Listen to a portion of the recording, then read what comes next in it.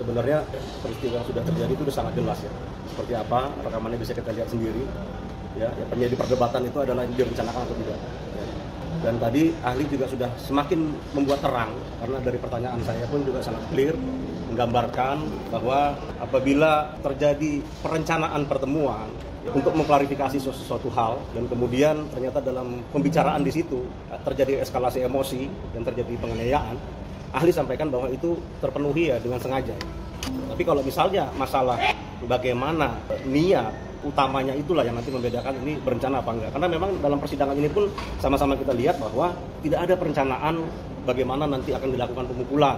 Tidak ada pembagian peran, nanti kamu pegang tangannya, nanti kamu saya pukul kepalanya, saya tendang, ini nggak ada perencanaan seperti itu. Sementara dalam suatu perencanaan harus ada juga pembicaraan yang seperti itu. Jadi kami kembali berpendapat bahwa ini adalah sebuah sifat spontan karena Mario pada saat itu memang ingin berbicara karena dia disampaikan telah terjadi pelecehan seksual terhadap AG pada saat itu. Itu sudah sangat terang pada saat Mario juga memberikan keterangan sebagai saksi di perkara Shane. Ya, jadi pada akhirnya pun yang terpenuhi menurut ahli adalah dengan sengajanya. Jadi memang perencanaannya itu ya kami masih beranggapan bahwa ini tidak ada rencana karena rencananya itu benar-benar rencana untuk bertemu dan mengklarifikasi gitu.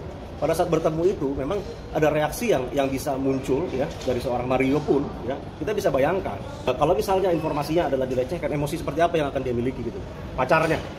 Tapi kalau misalnya memang dibilang bahwa itu adalah suka sama suka, mungkin reaksinya akan berbeda gitu.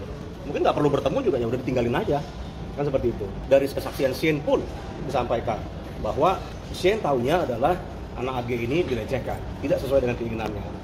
Baru Shane juga mengatakan bahwa belakangan dia tahu anak AG itu ternyata tidak mengatakan demikian lagi, beda, bahwa itu suka sama suka. Jadi saya juga sebenarnya nggak tahu ya peristiwa seperti apa. Cuman memang menjadi pertanyaan kita, apakah patut itu seperti itu ya?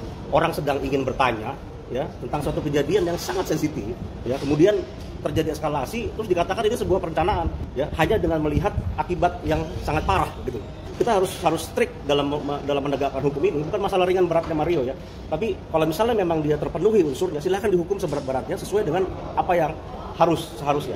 Tapi kalau misalnya cuma melihat dari akibatnya, kemudian kita menabrak semua aturan hukum, bagaimana caranya? Jadi kita bicaranya ini bukan penegakan hukum, tapi bicara bagaimana caranya. Udah pelanggaran hukum mungkin udah jadi pelanggaran hukum karena orang tidak bisa dipidana apabila dia tidak terbukti. Jadi jangan sampai ini cuman pokoknya berat gitu. Pokoknya berat. Bukan seperti itu hukum yang dicita-citakan oleh pendiri bangsa ini gitu.